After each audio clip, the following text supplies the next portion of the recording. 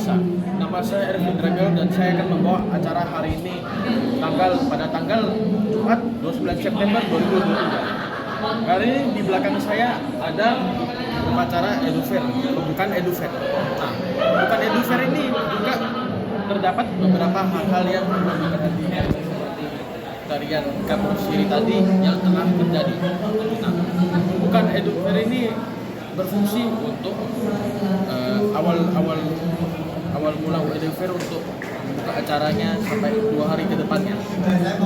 Education Fair atau Edufair merupakan acara di mana para siswa dapat mengenal lebih jauh tentang perguruan tinggi beserta jurusan di dalamnya. Edufair kali ini tepatnya mendatangkan 49 perguruan tinggi dari berbagai tempat. Banyak sekolah di Indonesia yang menyediakan Edufair, khususnya untuk siswa yang telah berada di jenjang SMA ataupun SMK. Hal ini dilakukan dengan tujuan agar siswa-siswi tersebut dapat menentukan masa depannya. Salah satunya dengan mengikuti perguruan tinggi lewat universitas pilihan dari siswa tersebut. Di Edufair kali ini, terdapat beberapa spanduk yang berada di sekitar jalan sekolah SMA Yosudarso yang berisi tentang promosi universitas atau perguruan tinggi. Pada saat Anda memasuki hallway ini, pemirsa dikenalkan dengan spanduk-spanduk yang ada di samping kanan dan kiri Anda. Di lapangan SMA Yosudarso terdapat upacara pembukaan Edufair. Kali ini yang diwakili dengan 5 siswa per kelas. Lapangan ini berbentuk persegi panjang dan terdapat spanduk yang berdampingi bertema Edufair. Setelah berjalan beberapa lama, Anda akan disambut dengan keberadaan Gor Yosudarso. Di dalam gor ini terdapat promosi perguruan tinggi dari berbagai tempat. Gor ini merupakan sumber promosi dari perguruan tinggi di sini. Melalui stand milik mereka dapat memberi informasi seputar perguruan tingginya masing-masing. Hari ini merupakan hari pertama kegiatan Edufair dilakukan. Jadi di sini saya bersama Chelsea Ivori sebagai penjaga stand Universitas 17 Agustus 1945, benar? Oke. Jadi selamat pagi Chelsea, saya Evelyn dan saya ingin mewawancarai Anda. Jadi saya berharap Anda berkenan untuk diwawancarai. Saya berkenan. Baik. Pertanyaan pertama adalah bagaimana sih rupa dari Universitas 17 Agustus 1945 ini? Oke, jadi Universitas 17 Agustus 1945 ini itu universitas yang terletak di Jakarta. Untuk cabangnya belum ada, jadi mereka masih berpusat di Jakarta saja. Dan kalau misalnya kita lihat ke dalam gedungnya sendiri, mereka punya banyak banget tempat-tempat yang sebagai fasilitas dari kampusnya ini. Misalnya kayak ada perpustakaan, ada taman mural, ada auditorium, lab komputer, dan lain-lain. Nah, selanjutnya apakah bisa dijelaskan kira-kira jurusan apa sih yang mendominasi lulusan terbaik dalam universitas ini?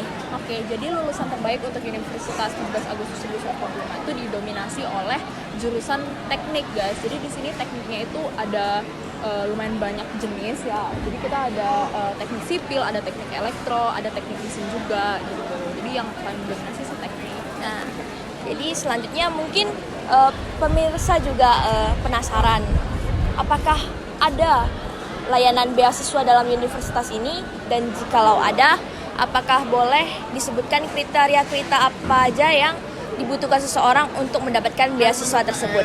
Oke, jadi tentu saja di universitas ini ada, apalagi kalau misalnya kalian mendaftar di tahun ini pada bulan September sampai Desember gitu ya, kalian bisa dapat kayak misalnya bebas uang pangkat 100%, terus potongan biaya admin 50%, potongan biaya SPB 50%, dan potongan biaya BPP 20%. Dan itu bisa kalian dapatkan cuma dengan kalian mendaftar dan memiliki nilai minimal 7,5 nilai rata-ratanya, seperti itu. Baik, selanjutnya apakah ada informasi tambahan yang ingin Chelsea berikan kepada kami semua?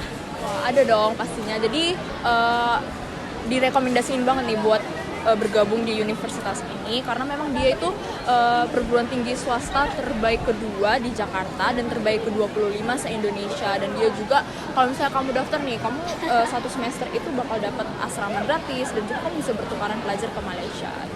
Baik, segitu aja sih wawancara dari kami.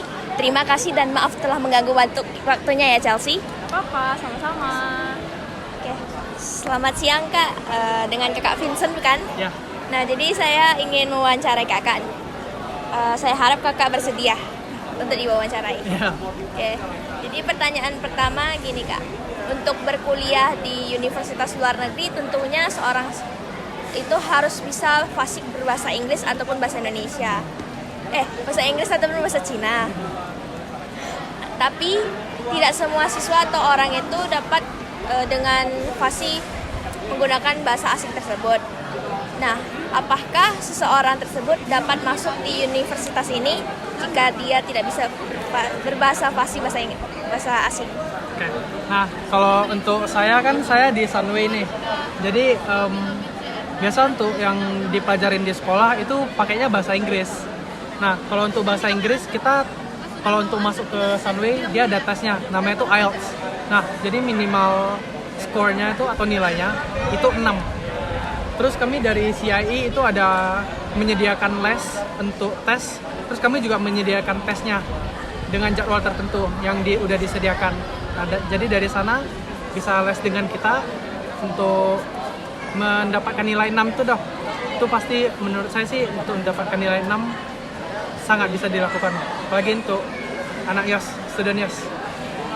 Oke Kak, soal selanjutnya itu, nah untuk beberapa siswa atau orang yang tertarik belajar di Sunway ini tentunya akan penasaran dengan biaya yang akan dikeluarkan. Jika boleh tahu, berapa biaya estimasi yang dikeluarkan untuk biaya pendaftaran hingga per semesternya? Oke, jadi untuk biaya pendaftaran masuk awal itu harganya Rp700.